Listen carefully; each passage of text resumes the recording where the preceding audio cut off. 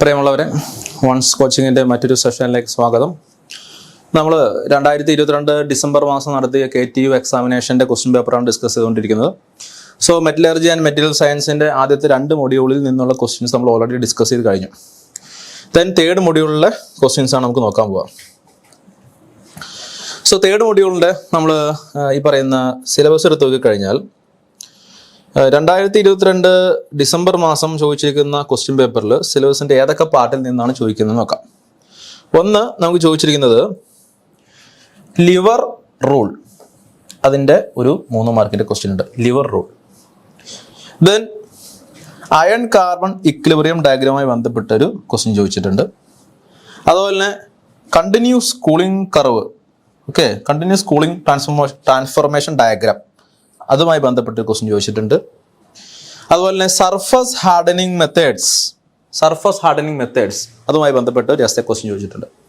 So ഇതാണെന്ത് module 3യിൽ നിന്ന് നമുക്ക് ചോദിച്ചിട്ടുള്ള പല ക്വസ്റ്റ്യൻസ് എന്ന് പറയുന്നത്. ക്വസ്റ്റ്യൻസ് ഏതൊക്കെയാണെന്ന് നോക്കാം. ഫസ്റ്റ് ക്വസ്റ്റ്യൻ എന്ന് പറയുന്നത് what you mean by critical cooling rate in CCT diagram. Okay, critical cooling rate എന്ന് പറഞ്ഞാൽ എന്താണ്? കണ്ടിന്യൂസ് കൂളിംഗ് ട്രാൻസ്ഫോർമേഷൻ ഡയഗ്രത്തിലെ ക്രിട്ടിക്കൽ കൂളിംഗ് റേറ്റ് എന്ന് പറഞ്ഞാൽ എന്താണ്? സെക്കൻഡ് ക്വസ്റ്റ്യൻ എന്താണ്? How phase amount can be determined using phase diagram.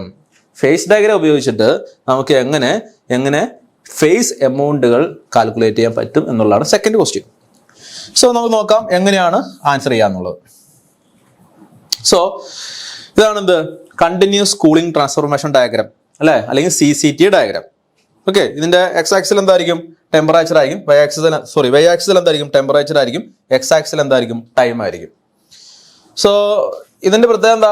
ഇതിന്റെ ഈ ട്രാൻസ്ഫോർമേഷൻ നമ്മൾ ഇവിടം വരെ നമുക്ക് ഉള്ളൂ. എന്നാൽ TTT ഡയഗ്രാം ആണെങ്കിലോ, TT ഡയഗ്രാം ആണെങ്കിൽ നമുക്ക് ഇവിടെ നിന്ന് ഇങ്ങോട്ടേക്ക് ഉണ്ട്. ഇതിനൊരു മാർട്ടൻസൈറ്റിന്റെ സ്ട്രക്ചർ ഒക്കെ ഉണ്ട്. നമുക്ക് വരുന്ന ക്വസ്റ്റ്യനിൽ TTT ഡയഗ്രാം നമുക്ക് ഡിസ്കസ് ചെയ്യും. സോ ഇതാണെന്ത് CCT ഡയഗ്രാം എന്ന് പറയുന്നത്. ഇവിടെ പെയർലൈറ്റ് മാത്രമേ ഫോം ചെയ്യുള്ളൂ, ബൈനൈറ്റിക് റീജിയൻ ഇല്ല എന്നുള്ളതാണ് ഇതിന്റെ പ്രത്യേകത. ഓക്കെ, CCT ഡയഗ്രത്തിൽ ബൈനൈറ്റ് ഒരിക്കലും ഫോം ചെയ്യില്ല കണ്ടിന്യൂസ് കൂളിംഗ് ആണെങ്കിൽ. ഇനി ഇവിടെ എന്താ സംഭവിക്കണമെന്ന് നോക്കാം. സംഭവം എന്താ ഇവിടെ ഒരു മീൻ ചെയ്യുന്നതെന്ന് നോക്കാം. സപ്പോസ് എൻ്റെ കയ്യിൽ ഒരു സ്റ്റീൽ ഉണ്ട്, അതായത് അയൺ കാർബൺ അലോയ് ഉണ്ട്. അതിന് നമ്മൾ ഹീറ്റ് ചെയ്ത് യൂട്ടക്റ്റോയിഡ് ടെമ്പറേച്ചറിന്റെ മുകളിൽ ഹീറ്റ് ചെയ്യാമെന്ന് വിചാരിക്കാം. അതായത് ഒരു 727 ഡിഗ്രി സെൽഷ്യസിന് മുകളിൽ ഹീറ്റ് ചെയ്യണം. സ്വാഭാവികമായിട്ടും ആ ടെമ്പറേച്ചർ എത്തുമ്പോൾ എന്ത് ചെയ്യും? അവിടെ ഓസ്റ്റനൈറ്റ് എന്ന് പറയുന്ന സ്ട്രക്ചർ ഫോം ചെയ്യും. ശരിയല്ലേ? ഓസ്റ്റനൈറ്റ് സ്ട്രക്ചർ ഫോം ചെയ്യും. യൂട്ടക്റ്റോയിഡ് ടെമ്പറേച്ചർ എന്ന് പറഞ്ഞാൽ എന്താണ്? അതിന്റെ മുകളിലാണ് എന്ത് ചെയ്യുന്നത്? ഓസ്റ്റനൈറ്റ് എന്ന് പറയുന്ന സ്ട്രക്ചർ ഫോം ചെയ്യുന്നത്. എന്നിട്ട് ഓസ്റ്റനൈറ്റ് എന്താണ്? ഓസ്റ്റനൈറ്റ് ഇവിടെ സ്റ്റേബിൾ ആണ്. ഈ ടെമ്പറേച്ചറിന് മുകളിൽ ഓസ്റ്റനൈറ്റ് സ്റ്റേബിൾ ആണ്. അതായത് ഓസ്റ്റനൈറ്റ് വേറെ ട്രാൻസ്ഫോർമേഷൻ ഒന്നും ഇല്ലാതെ ഇരുന്നോളും. പക്ഷേ ഈ ടെമ്പറേച്ചറിന്റെ താഴത്തേക്ക് കൊണ്ടുവന്നു കഴിഞ്ഞാൽ ഓസ്റ്റനൈറ്റ് സ്റ്റേബിൾ അല്ല, അത് പയ്യെ കൺവേർട്ട് ചെയ്തിട്ട് ഒന്നല്ലെങ്കിൽ പെയർലൈറ്റ് ആയിട്ട് മാറും, അല്ലെങ്കിൽ വേറെ ഏതെങ്കിലും സ്ട്രക്ചർ ആയിട്ട് മാറും. ഈ ഓസ്റ്റനൈറ്റ് പെയർലൈറ്റ് എന്നൊക്കെ പറഞ്ഞാൽ എന്താണ്? ഇതൊക്കെ ഓരോ മൈക്രോ സ്ട്രക്ചറുകളാണ് അല്ലേ? അയൺ കാർബണിന്റെ നമ്മൾ അലോയ് ക്രിസ്റ്റൽ എടുത്തു നോക്കിക്കഴിഞ്ഞാൽ അതിന്റെ മെറ്റീരിയലിന്റെ അകത്ത് നമ്മൾ മൈക്രോസ്കോപ്പിക്കിലൂടെ നോക്കിക്കഴിഞ്ഞാൽ ഓരോ ടൈപ്പ് സ്ട്രക്ചർ കാണാൻ പറ്റും. ചില ടൈപ്പിന് നമ്മൾ ഓസ്റ്റനൈറ്റ് എന്ന് പറയും, ചിലപ്പോൾ നമ്മൾ എന്ത് പറയും? പെയർലൈറ്റ് എന്ന് പറയും. അത് ഏത് ടെമ്പറേച്ചറിലാണ് എന്നുള്ളതൊക്കെ ഡിപ്പെൻഡ് ചെയ്തിട്ടാണ് അത്. സോ ഞാൻ പറഞ്ഞൊന്നും ഇത്രേ ഉള്ളൂ. യൂട്ടക്റ്റോയിഡ് ടെമ്പറേച്ചറിന്റെ മുകളിലാണ് മുകളിലേക്ക് നമ്മുടെ ഒരു വസ്തുവിനെ, ഒരു അയൺ കാർബൺ അലോയിനെ നമ്മൾ ഹീറ്റ് ചെയ്ത് കഴിഞ്ഞാൽ നമുക്ക് ഓസ്റ്റനൈറ്റ് കിട്ടും. ഓക്കെ, സോ ഓസ്റ്റനൈറ്റിക് സ്റ്റേജിലേക്ക്, ഓസ്റ്റനൈറ്റ് ആയിട്ടുള്ള സ്ട്രക്ചറുള്ള ഒരു അയൺ കാർബൺ അലോയിനെ നമ്മൾ എന്ത് ചെയ്യാണ്? കൂൾ ചെയ്യാന്ന് വിചാരിക്കാം. കൂൾ ചെയ്യാണ്. സോ കൂൾ ചെയ്യുന്നത് പല റേറ്റിലും കൂൾ ചെയ്യാം. പല റേറ്റിൽ ഒന്നല്ലെങ്കിൽ പെട്ടെന്ന് കൂൾ ചെയ്യാം, അല്ലെങ്കിൽ പയ്യെ കൂൾ ചെയ്യാം. സോ ഈ ഡോട്ടഡ് ലൈൻ ഇൻഡിക്കേറ്റ് ചെയ്യുന്നത് റേറ്റ് ഓഫ് കൂളിംഗ് ആണ്. ഓക്കെ, ഇതെന്താന്ന് നോക്കിയേ? 0.01 ഡിഗ്രി സെൽഷ്യസ് പെർ സെക്കൻഡ്. ഒരു സെക്കൻഡിൽ 0.01 ഡിഗ്രി സെൽഷ്യസ് കുറയ്ക്കുന്ന രീതിയിൽ, അത്രയും ടെമ്പറേച്ചർ കുറയുന്ന രീതിയിൽ വളരെ സ്ലോ ആയിട്ട് കൂൾ ചെയ്യുന്ന ഒരു കർവാണ് ഈ കാണിച്ചിരിക്കുന്നത്. So similarly 3 degree Celsius per second, 35 degree Celsius per second, 140 degree Celsius per second, അങ്ങനെ ഓരോ കൂളിംഗ് റേറ്റിലുമുള്ള കൂളിംഗ് കർവുകളാണ് ഈ കാണിച്ചിരിക്കുന്നത്. ഓക്കെ, 750 ഡിഗ്രി സെൽഷ്യസ്, ഏകദേശം 750 ഡിഗ്രി സെൽഷ്യസ് നമ്മൾ പല റേറ്റിൽ കൂൾ ചെയ്യാണ്. ഏത്? അയൺ കാർബൺ അലോയിന്. നമ്മുടെ കയ്യിൽ അയൺ കാർബൺ അലോയ് ഉണ്ട്. അതിന് നമ്മൾ ഫസ്റ്റ് തന്നെ 750 ഡിഗ്രി സെൽഷ്യസിലേക്ക് ഹീറ്റ് ചെയ്ത് വെച്ചിട്ട് നമ്മൾ അതിനെ പല റേറ്റിൽ കൂൾ ചെയ്യുന്ന വിചാരിക്കാം. ഓക്കെ, കുറെ സാമ്പിൾസ് ഉണ്ടെന്ന് വിചാരിക്കുക. ഒരു സാമ്പിൾ നമ്മൾ എന്ത് ചെയ്യുന്നു? ഒരു പർട്ടിക്കുലർ റേറ്റിൽ കൂൾ ചെയ്യുന്നു. വേറൊരെണ്ണം നമ്മൾ വേറെ റേറ്റിൽ കൂൾ ചെയ്യുന്നു. വേറൊരു സാമ്പിൾ വേറൊരു റേറ്റിൽ കൂൾ ചെയ്യുന്നു. ഓക്കെ, അതിന് കൂൾ ചെയ്ത് കഴിഞ്ഞാൽ നമുക്ക് ഈ ഡയഗ്രാം കിട്ടും. ഓക്കെ, ഇനി ഇതിന്റെ പ്രത്യേകത എന്താണ്? ഇവിടെ നോക്കിയേ, രണ്ട് കർവ് ഉണ്ട്. ഈ കർവ് എന്തിനാ ഇൻഡിക്കേറ്റ് ചെയ്യുന്നത്? ഈ കർവ് മുട്ടിക്കഴിഞ്ഞാൽ ഓക്കെ, സപ്പോസ് ഈ കൂളിംഗ് റേറ്റ് മാത്രം നമ്മൾ എടുക്കുവാണ്. ഓക്കെ, സോ നമ്മുടെ ഈ കൂളിംഗ് റേറ്റ് എടുത്തു കഴിഞ്ഞാൽ ഇവിടം വരെ, അതായത് യൂട്ടക്റ്റോഡ് ടെമ്പറേച്ചർ കഴിഞ്ഞ് താഴേക്ക് വന്നു, ഇവിടം വരെ, അതായത് ഈ കർവിൽ മുട്ടുന്നത് വരെ ഓസ്റ്റനൈറ്റിക് ടെമ്പറേച്ചർ ആയിരിക്കും. ഇതിന്റെ താഴത്തേക്ക് എത്തിക്കഴിഞ്ഞാൽ ഓസ്റ്റനൈറ്റ് പിന്നെ സ്റ്റേബിൾ അല്ല, അത് എങ്ങനെയും കൺവേർട്ട് ചെയ്യാൻ നോക്കിക്കൊണ്ടിരിക്കും. ഓക്കെ, സോ ഈ കർവിൽ മുട്ടുന്നത് വരെ എന്താണ്? ഓസ്റ്റനൈറ്റ് ആയിരിക്കും ഇതിന്റെ സ്ട്രക്ചർ എന്ന് പറയുന്നത്. നമ്മുടെ മൈക്രോ സ്ട്രക്ചർ, നമ്മുടെ ക്രിസ്റ്റലിന്റെ നമ്മൾ എടുത്ത സാമ്പിളിന്റെ മൈക്രോ സ്ട്രക്ചർ എന്ന് പറയുന്നത് ഓസ്റ്റനൈറ്റ് ആയിരിക്കും. സോ ഈ കർവിന് മുട്ടിക്കഴിഞ്ഞാൽ ഇതെന്താണ്? പേർലൈറ്റ് സ്റ്റാർട്ട് ചെയ്യുന്ന കർവാണ്. ഓക്കെ, പേർലൈറ്റ് സ്റ്റാർട്ട് ചെയ്യുന്ന കർവ്, പേർലൈറ്റ് എന്ന് പറയുന്ന സ്ട്രക്ചർ സ്റ്റാർട്ട് ചെയ്യുന്ന കർവ്. സോ ഇവിടെ എത്തിക്കഴിഞ്ഞാൽ എന്ത് ചെയ്യും? അതിന്റെ ക്രിസ്റ്റൽ സ്ട്രക്ചറിന്റെ അകത്ത് പേർലൈറ്റിക് സ്ട്രക്ചർ സ്റ്റാർട്ട് ചെയ്യും. പേർലൈറ്റ് എന്ന് പറയുന്ന പുതിയ ടൈപ്പ് ക്രിസ്റ്റൽസ് എന്ത് ചെയ്യും? അതിന്റെ അകത്ത് ഫോം ചെയ്ത് തുടങ്ങും. So in between these two lines both austenite and pearlite will be present. ഇവിടെ എത്തിക്കഴിഞ്ഞാൽ കംപ്ലീറ്റ് എന്തായിട്ട് മാറും? അതിന്റെ അകത്തുള്ള ക്രിസ്റ്റലിന്റെ സ്ട്രക്ചർ പേർലൈറ്റ് ആയിട്ട് മാറും. സോ പിന്നെ എന്ത് ചെയ്യും? ഈ ഏരിയയിൽ മൊത്തം എന്താണ്? പേർലൈറ്റ് ആണ്. ഓക്കെ, ഇവിടെ എത്തിക്കഴിഞ്ഞാൽ പേർലൈറ്റ് ആവും. പിന്നെ നമുക്ക് എന്ത് ചെയ്യാം? അതിനെ തണുപ്പിച്ച് റൂം ടെമ്പറേച്ചറിലേക്ക് കൊണ്ടുവരാം. അതിന്റെ അകത്തുള്ള ആ മെറ്റീരിയലിന്റെ സ്ട്രക്ചർ എന്ന് പറയുന്നത് പേർലൈറ്റിക് സ്ട്രക്ചർ ആയിരിക്കും. സോ അങ്ങനെ നമുക്ക് വേറൊരു കൂളിംഗ് റേറ്റ് കൊണ്ടുവന്നാലും സെയിം, ഇതിൽ വ്യത്യാസമൊന്നുമില്ല. മറ്റൊരു കൂളിംഗ് റേറ്റ് ആണ് ഈ കാണിച്ചിരിക്കുന്നത്. ഓക്കെ, പക്ഷെ ഈ കൂളിംഗ് റേറ്റ് എടുത്ത് നോക്കി. ഈ കൂളിംഗ് റേറ്റിന്റെ പ്രത്യേകത എന്താ? ഈ കൂളിംഗ് റേറ്റ് എന്ന് പറഞ്ഞു കഴിഞ്ഞാൽ ഈ സാമ്പിൾ നമ്മൾ ഇനി കൂൾ ചെയ്ത് നമ്മൾ ജസ്റ്റ് ഈ പേർലൈറ്റ് സ്റ്റാർട്ട് ചെയ്യുന്ന ആ പോയിന്റിൽ ടച്ച് ചെയ്തുകൊണ്ട് എന്ത് ചെയ്തു? അത് വന്നു അല്ലേ? അപ്പൊ ഇതിന്റെ എഫക്റ്റ് എന്താണ്? ഇവിടെ ആക്ച്വലി ഈ കർവ് ക്രോസ് ചെയ്തിട്ടില്ല. ഈ കർവ് ക്രോസ് ചെയ്താൽ എന്താവുള്ളൂ? അത് പേർലൈറ്റ് ആയിട്ട് മാറുള്ളൂ. ഇവിടെ ക്രോസ് ചെയ്തിട്ടില്ല. അതിന്റെ നോസിനെ, ഈ ഭാഗത്ത് നമ്മൾ നോസ് എന്ന് പറയുന്നത്, മൂക്ക്, നോസിനെ നമ്മൾ ടച്ച് ചെയ്തുകൊണ്ട് നമ്മൾ എന്ത് ചെയ്തു? താഴത്തേക്ക് വന്നു. ആ രീതിയിൽ കൂൾ ചെയ്തു. അങ്ങനെ കൂൾ ചെയ്ത് കഴിഞ്ഞാൽ സ്വാഭാവികമായിട്ട് എന്തുണ്ടാവില്ല? പേർലൈറ്റ് ഫോം ചെയ്യില്ല. സോ അങ്ങനെ കൂൾ ചെയ്ത് കഴിഞ്ഞാൽ നമുക്ക് കിട്ടുന്ന സ്ട്രക്ചറിനെ വിളിക്കുന്ന പേരാണ് എന്ത്? Martensite. സോ ഈ കൂളിംഗ് റേറ്റിനെ വിളിക്കുന്ന പേരാണ് ക്രിട്ടിക്കൽ കൂളിംഗ് റേറ്റ്. എന്തുകൊണ്ടാണെന്ന് അറിയാമോ? ഇതാണെന്ത്? ഈ കൂളിംഗ് റേറ്റിൽ കൂൾ ചെയ്താലാണ് നമുക്ക് എന്ത് കിട്ടുള്ളൂ? മാർട്ടൻ സൈറ്റ് കിട്ടുള്ളൂ അല്ലെ? Minimum cooling rate for which we will obtain martensitic structure is known as critical cooling rate. So ഇതിലും കൂടുതൽ ഫാസ്റ്റിൽ നമ്മൾ കൂൾ ചെയ്ത് കഴിഞ്ഞാൽ ഓക്കെ, ഇതെന്താ 140 ഡിഗ്രി സെൽഷ്യസ് പെർ സെക്കൻഡ് ഫാസ്റ്റിൽ കൂൾ ചെയ്യുന്നത്. ഒരു സെക്കൻഡിൽ 140 ഡിഗ്രി സെൽഷ്യസ് ടെമ്പറേച്ചർ കുറയുന്ന രീതിയിൽ കൂൾ ചെയ്താലാണ് നമുക്ക് എന്തിട്ടുള്ളൂ? ഈ പറയുന്ന മാർട്ടൻസൈറ്റ് എന്ന് പറഞ്ഞ സ്ട്രക്ചർ കിട്ടുള്ളൂ. ഇതിലും കൂടിയ കൂളിംഗ് റേറ്റ് ആണെങ്കിൽ, അതായത് ഇങ്ങനെയാണ് കൂൾ ചെയ്യുന്ന വിചാരിക്കുക, അതായത് 150 ഡിഗ്രി സെൽഷ്യസ് പെർ സെക്കൻഡ് നമ്മൾ കൂൾ ചെയ്യുന്ന വിചാരിക്കുക, സ്വാഭാവികമായിട്ട് നമുക്ക് കിട്ടും മാർട്ടൻസൈറ്റിക് സ്ട്രക്ചർ കിട്ടും. സോ മാർട്ടൻസൈറ്റ് എന്ന് പറയുന്ന സ്ട്രക്ചർ കിട്ടാൻ ആവശ്യമായിട്ടുള്ള മിനിമം കൂളിംഗ് റേറ്റിന് വിളിക്കുന്ന പേരാണെന്ത്? Critical cooling rate. നമ്മുടെ ക്വസ്റ്റൻ അതാണ്, എന്താണ് critical cooling rate in CCD diagram എന്നാണ്. എന്താണ്? മാർട്ടൻസൈറ്റിക് സ്ട്രക്ചർ കിട്ടാൻ നമുക്ക് കൊടുക്കേണ്ട, അല്ലെങ്കിൽ നമ്മൾ കൂൾ ചെയ്യേണ്ട മിനിമം കൂളിംഗ് റേറ്റ് ആണ്. ഓക്കെ, സോ അതിന്റെ മുകളിലാണ് നമ്മുടെ കൂളിംഗ് റേറ്റ് എങ്കിൽ, ഓക്കെ, സോറി, അതിന് താഴെയാണ് നമ്മുടെ കൂളിംഗ് റേറ്റ് എങ്കിൽ എന്താണ്? അവിടെ പേർലൈറ്റ് ഫോം ചെയ്യാൻ സാധ്യതയുണ്ട്. സോ ഓക്കെ, ഇനി നമ്മൾ ഇങ്ങനെയാണ് കൂൾ ചെയ്യുന്നത് വിചാരിക്കാം. ഓക്കെ, അതിന് കൂൾ ചെയ്യുന്ന സംഭവിക്കാം. ഓക്കെ, ഇവിടെ എത്തുമ്പോൾ എന്ത് ചെയ്തു? പേർലൈറ്റ്, നമ്മുടെ ക്രിസ്റ്റലിന്റെ അകത്ത് പേർലൈറ്റ് സ്റ്റാർട്ട് ചെയ്യും, ശരിയല്ലേ? എന്നാൽ കംപ്ലീറ്റ് ആയിട്ട് പേർലൈറ്റ് ആവോ? ഇല്ല. എന്നാൽ കുറച്ച് എന്ത് ചെയ്യും? മാർട്ടൻസൈറ്റ് ഫോം ചെയ്യും. ഇവിടെ എത്തിക്കഴിഞ്ഞാലാണ് കംപ്ലീറ്റ് ആയിട്ട് എന്താവുള്ളൂ? പേർലൈറ്റ് ഫോം ചെയ്യുള്ളൂ. സോ പേർലൈറ്റും മാർട്ടൻസൈറ്റും ആയിരിക്കും നമ്മൾ ഇങ്ങനെ ഈ രണ്ട് കർവിന്റെ ഇടയിലുള്ള ഏതെങ്കിലും ഒരു കൂളിംഗ് റേറ്റിൽ കൂടെ കൂൾ ചെയ്ത് കഴിഞ്ഞാൽ പേർലൈറ്റും മാർട്ടൻസൈറ്റും ആണ് ഉണ്ടാവുന്നത്. ഇതിന്റെ മുകളിലേക്ക് നമ്മൾ കൂൾ ചെയ്ത് കഴിഞ്ഞാൽ ഏത് കൂളിംഗ് റേറ്റ് കൂൾ ചെയ്താലും നമുക്ക് പേർലൈറ്റ് ഉണ്ടാവും. ഓക്കെ, അപ്പൊ നമുക്ക് ക്വസ്റ്റിന്റെ ആൻസർ ആയിട്ട് നിങ്ങൾ ഇത്രയും പറഞ്ഞാൽ മതി. എന്താണ്? ഫിഗർ ജസ്റ്റ് വരയ്ക്കുക, കണ്ടിന്യൂസ് കൂളിംഗ് കർവ് വരയ്ക്കുക, എന്നിട്ട് എന്ത് പറയുക? എന്താണ് critical cooling rate? The minimum cooling rate for which അല്ലെങ്കിൽ by which we will obtain martensitic structure is known as critical cooling rate. Okay, കുഴപ്പമില്ലല്ലോ. സോ അതാണ് 3 മാർക്കിന്റെ ക്വസ്റ്റ്യൻ ആണ്. നമുക്ക് അത്ര ആൻസർ ചെയ്തത്. ഫിഗർ വരയ്ക്കുക, ജസ്റ്റ് ക്രിട്ടിക്കൽ കൂളിംഗ് റേറ്റ് എന്താണെന്ന് പറയാം. ഓക്കെ, നമുക്ക് ഇനി അടുത്ത ക്വസ്റ്റ്യനിലേക്ക് പോകാം. അടുത്ത ക്വസ്റ്റ്യൻ എന്തായിരുന്നു? How phase amount can be determined using phase diagram. Phase diagram ഉപയോഗിച്ചിട്ട് എങ്ങനെയാണ് ഫേസ് എമൗണ്ട് ഡിറ്റർമിൻ ചെയ്യാൻ പറ്റുക? 3 മാർക്കിന്റെ ക്വസ്റ്റ്യൻ ആണ്. സോ അതിനെ നോക്കാം. സോ നമ്മളൊരു ഫേസ് ഡയഗ്രാം കാണിച്ചേക്കുവാണ്. കോപ്പർ നിക്കൽ ഫേസ് ഡയഗ്രാം ആണ്. ഓക്കെ, അതിന്റെ എക്സ് ആക്സിൽ എന്താണ്? കോമ്പോസിഷൻ. വൈ ആക്സിൽ എന്താണ്? Temperature. So copper nickel phase diagram ആണ് ഈ കാണിച്ചിരിക്കുന്നത്. നോക്കിയേ, ഇതിന്റെ ഈ കർവിന്റെ മുകളിലേക്കുള്ള ഭാഗം എന്താണ്? ലിക്വിഡാണ്. ഈ കർവിന്റെ താഴത്തേക്കുള്ള ഭാഗം എന്താണ്? സോളിഡ് ആണ്. ഇവിടെയൊക്കെ എന്തായിരിക്കും? സോളിഡ് ആയിരിക്കും. ഇവിടെ എന്തായിരിക്കും? ലിക്വിഡ് ആയിരിക്കും. Solid face, liquid face, solid face. ഈ കർവിനെ വിളിക്കുന്നവരാണ് എന്ത്? ലിക്വിഡസ് കർവ്. ഇതിനെ വിളിക്കുന്നവരാണ് എന്ത്? Solidus curve. അല്ലെ? ഈ രണ്ട് കർവിന്റെയും ഇടയിലുള്ള ഈ ഭാഗം കണ്ട, ഇവിടെ ഉള്ള ഭാഗത്ത് എന്തായിരിക്കും? ബോത്ത് ലിക്വിഡ് ആൻഡ് സോളിഡ് ഉണ്ടാവും. ലിക്വിഡ് ഫേസിലുള്ള മെറ്റീരിയൽ ഉണ്ടാവും, അതുപോലെ തന്നെ സോളിഡ് ഫേസിലുള്ള മെറ്റീരിയൽ ഉണ്ടാവും. ഓക്കെ, സോ ഫേസ് ഡയഗ്രം ഉപയോഗിച്ചിട്ട് ഫേസ് എമൗണ്ട്, അതായത് ലിക്വിഡ് സ്റ്റേറ്റിൽ എന്തുമാത്രം ഉണ്ട്, അല്ലെങ്കിൽ സോളിഡ് സ്റ്റേറ്റിൽ എന്തുമാത്രം ഫേസ് ഉണ്ട്, എന്തുമാത്രം മെറ്റീരിയൽ ഉണ്ട് എന്ന് എങ്ങനെ കണ്ടുപിടിക്കാം എന്നുള്ളതാണ് ക്വസ്റ്റ്യൻ. സോ നോക്കിയേ, ഇതിനെ നമ്മളൊന്ന് സൂം ചെയ്ത് വരച്ചിരിക്കുന്നതാണ് ഈ വച്ചിരിക്കുന്നത്. ഓക്കെ, ഈ ഭാഗം കണ്ട, ഈ വൈ എന്ന പോയിന്റ് കണ്ട, ഈ വൈ എന്നുള്ള പോയിന്റ് മാത്രമുള്ള ഭാഗം നമ്മളൊന്ന് സൂം ചെയ്തിട്ട് നമ്മൾ കാണിച്ചിരിക്കുന്നതാണ് ഈ കാണിച്ചിരിക്കുന്നത്. ഇതാണ് വൈ എന്ന് പറയുന്ന പോയിന്റ്. ഓക്കെ, സോ ഈ ഫിഗറിലേക്ക് വെക്കാം.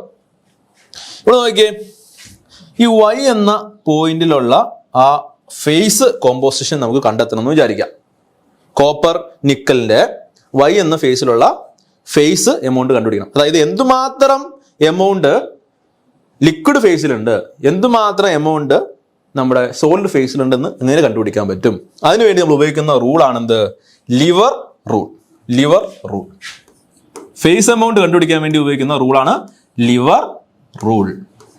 ഓക്കെ, എങ്ങനെയാണ് ലിവർ റൂൾ വെച്ചിട്ട് നമുക്ക് ഈ പറയുന്ന ഫേസസ് കണ്ടുപിടിക്കാൻ പറ്റുന്നത് നോക്കാം. അതിനുവേണ്ടി നമ്മൾ എന്ത് ചെയ്യണം? ഫസ്റ്റ് തന്നെ ഈ വൈ എന്ന് പറഞ്ഞ പോയിന്റ് ഉണ്ടല്ലോ, ആ പോയിന്റ് എന്ത് ചെയ്യുക? ഒരു ഹൊറിസോണ്ടൽ ലൈൻ വരയ്ക്കാം. ഇത് വൈ, ഇവിടുത്തെ ഫേസ് എമൗണ്ട് ആണ് കണ്ടെത്തുന്നത്. അതായത് എത്ര മാത്രം ലിക്വിഡ് ഉണ്ട്, എത്രമാത്രം സോളിഡ് ഉണ്ട് എന്നുള്ളതാണ് നമുക്ക് കണ്ടെത്തേണ്ടത്. സോ അതിനെ നമ്മൾ എന്ത് ചെയ്യാം? ഇവിടുത്തെ ഒരു ഹൊറിസോണ്ടൽ ലൈൻ വരയ്ക്കാം. ഓക്കെ, ടൈ ലൈൻ എന്ന് പറയുന്നത് അതിന്. ടൈ ലൈൻ എഴുതിയുണ്ട്, ടൈ ലൈൻ. ഓക്കെ, അതുപോലെ ഈ ടൈ ലൈൻ ഈ സോളിഡസ് കർവിലും ലിക്വിഡസ് കർവിലും കൂട്ടിമുട്ടുന്ന പോയിന്റ് എന്ത് ചെയ്യാം? വെർട്ടിക്കൽ ലൈൻ വരയ്ക്കാം. Okay, vertical line. സോ ഇവിടെയുള്ള കോമ്പോസിഷൻ CO. ഓക്കെ, ഇവിടെ എക്സ് ആക്സിൽ എന്താണ്? കോമ്പോസിഷൻ ആണ്. കോമ്പോസിഷൻ അല്ലെങ്കിൽ വെയിറ്റ് പെർസെൻറ്റേജ് ഓഫ് നിക്കലാണ് എക്സ് ആക്സിൽ കൊടുത്തിരിക്കുന്നത്. സോ നമുക്ക് കറസ്പോണ്ടിങ് ആയിട്ടുള്ള വെയിറ്റ് പെർസെൻറ്റേജ് ഓഫ് നിക്കൽ കിട്ടും ഇവിടെ, അല്ലേ? അതുപോലെ തന്നെ ഇതിന് കറസ്പോണ്ടിങ് ആയിട്ടുള്ള കോമ്പോസിഷൻ ആണ് Cl. ഓക്കെ, ഇതാണെന്ത്? CO. ഇതാണെന്ത്? CS. Okay, CS. ഇനി എങ്ങനെയാണ് ലിക്വിഡ് ഫേസിലുള്ള ഫേസ് എമൗണ്ട് അതിനെ കണ്ടെത്തുന്നതെന്ന് പറയാം. സോ ലിക്വിഡ് ഫേസിലുള്ള ഫേസ് എമൗണ്ട് അതിന് നമ്മൾ WL എന്ന് എഴുതുവാണ്. ലിക്വിഡ് ഫേസിലുള്ള phase amount is equal to ഈ Y എന്ന പോയിന്റിൽ നിന്ന് ഈ പറയുന്ന സോളിഡസ് കർവിലേക്കുള്ള ദൂരം ഇനി നമ്മൾ S എന്ന് എഴുതിയാണ്. Okay, solidus curve. സോ അവിടം വരെയുള്ള ദൂരം ഡിവൈഡഡ് ബൈ എന്താണ്? ഇവിടം മുതൽ ഇവിടം വരെയുള്ള ദൂരം. ഈ ടൈ ലൈനിന്റെ മൊത്തം ദൂരം എന്താണത്? R+S ആയിരിക്കും. ലിക്വിഡ് ഫേസിലുള്ള ഫേസ് എമൗണ്ട് എന്ന് പറയുന്നത് എന്താണ്? ഈ വൈയിൽ നിന്ന് സോളിഡസ് കർവ് വരെയുള്ള ദൂരം ഡിവൈഡഡ് ബൈ അഥവാ S ഡിവൈഡഡ് ബൈ R+S ആയിരിക്കും. ഈ S എന്ന് പറഞ്ഞാൽ എന്താ? S എന്ന് പറഞ്ഞാൽ എന്താണ്? നോക്കിയേ, S എന്ന് പറഞ്ഞാൽ എന്താണ്? CO. S എന്ന് പറയുമ്പോൾ CA മൈനസ് CO അല്ലെ? C ആൽഫ ഉണ്ടോ? C alpha minus CO ആണെന്ത്? S എന്ന് പറയുന്നത്, അല്ലെ? Divided by R+S. R+S എന്ന് പറഞ്ഞു കഴിഞ്ഞാൽ ഇവിടെ മുതൽ ഇവിടെ വരെ ഡിസ്റ്റൻസ് ആണ്. എന്താണ്? C ആൽഫ മൈനസ് എന്ത് വരും? CL. Okay, CL. ഈ കോമ്പോസിഷൻ ഒക്കെ നമുക്ക് എന്ത് ചെയ്യാൻ പറ്റും? ഈ ഗ്രാഫിൽ നിന്ന് എടുക്കാൻ പറ്റും. ഓക്കെ, അപ്പോൾ ഇതാണ് എന്ത്? Amount of liquid, phase amount of ലിക്വിഡിന്റെ ഇക്വേഷൻ എന്ന് പറയുന്നത്. അതായത് ഈ Y എന്ന പോയിന്റിൽ നിന്ന് ഈ സോളിഡസ് കർവ് വരെയുള്ള ദൂരം ഡിവൈഡഡ് ബൈ ടോട്ടൽ ദൂരം. ഇത്രയും ദൂരം ചെയ്ത് കഴിഞ്ഞാൽ നമുക്ക് എന്തുമാത്രം ലിക്വിഡ് ഉണ്ടെന്ന് കിട്ടും. ഓക്കെ, ഇൻറ്റു 100 ചെയ്ത് കഴിഞ്ഞാൽ നമുക്ക് എന്ത് കിട്ടും? പെർസെൻറ്റേജ് കിട്ടും. പെർസെൻറ്റേജിൽ. ഓക്കെ, അതായത് ഈ Y എന്ന പോയിന്റിൽ എത്രമാത്രം പെർസെൻറ്റേജ് ആണ് ലിക്വിഡ് ഫേസിലുള്ളതെന്ന് കിട്ടും. സിമിലർലി ഈ Y എന്ന പോയിന്റിൽ എന്തുമാത്രം എമൗണ്ട് ആണ് സോളിഡ് ഫേസിലുള്ളതെന്ന് അതിനെ കണ്ടെത്താൻ പറ്റും. സോ നമുക്ക് നോക്കാം. WS അതായത് സോളിഡ് ഫേസിലുള്ള എമൗണ്ട് എന്ന് പറഞ്ഞു കഴിഞ്ഞാൽ എന്തായിരിക്കും? നേരെ ഓപ്പോസിറ്റ്. ഇവിടെ നിന്ന് Y എന്ന പോയിന്റിൽ നിന്ന് ലിക്വിഡസ് ലൈൻ വരെയുള്ള ദൂരം എന്താണ്? R ഡിവൈഡഡ് ബൈ എന്താണ്? ടോട്ടൽ ഡിസ്റ്റൻസ് ആയിരിക്കും. Total distance R+S. സോ ഇനി നമുക്ക് വേറെ രീതിയിൽ എഴുതാൻ പറ്റും. എന്താണ്? കോമ്പോസിഷൻ വെച്ച് എഴുതാൻ പറ്റും. Cl minus CO divided by എന്താണ്? R+S. R+S എന്താണ്? C alpha minus Cl. So ഇങ്ങനെയാണ് നമ്മൾ എന്ത് ചെയ്യുന്നത്? ലിവർ റൂൾ ഉപയോഗിച്ചിട്ട് നമ്മൾ ഫേസ് എമൗണ്ട് കണ്ടെത്തുന്നത്. ലിക്വിഡ് ഫേസിൽ എന്തുമാത്രം എമൗണ്ട് ഉണ്ട്, സോളിഡ് ഫേസിൽ എന്തുമാത്രം എമൗണ്ട് ഉണ്ട് എന്നുള്ളത് കണ്ടെത്തുന്നത്. കുഴപ്പമില്ലല്ലോ. സോ 3 മാർക്കിന്റെ ക്വസ്റ്റ്യൻ ആണ്. ജസ്റ്റ് ഫിഗർ വരയ്ക്കുക, ഇക്വേഷൻ എഴുതുക. ഓക്കെ, വേറെ ഒന്നും ചെയ്യേണ്ട ആവശ്യമില്ല. സിമ്പിൾ ആയിട്ടുള്ള കാര്യമാണ്. ഇനി അടുത്ത ക്വസ്റ്റ്യനിലേക്ക് പോവാം. എസ്എ പാർട്ടാണ്. Write the procedure for constructing the TTT diagram. എന്താണ്? Temperature time transformation diagram. Mark all regions in the TTT diagram for FEC alloy system. Okay, ഒരു TTT ഡയഗ്രാം വരയ്ക്കുക, അതിൽ എല്ലാ പോയിന്റും മാർക്ക് ചെയ്യുക. അതുപോലെ ഇത് എങ്ങനെയാണ് ഉണ്ടാക്കിയിരിക്കുന്നതെന്നും പറയാം.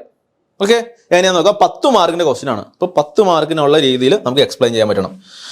ഇനി രണ്ടാമത്തെ ക്വസ്റ്റ്യൻ എന്താണ്? What is difference between normalizing and annealing. നോർമലൈസിങ്ങും അനീലിംഗും തമ്മിലുള്ള വ്യത്യാസം എന്താണ്? 4 മാർക്കിന്റെ ക്വസ്റ്റ്യൻ ആണ്.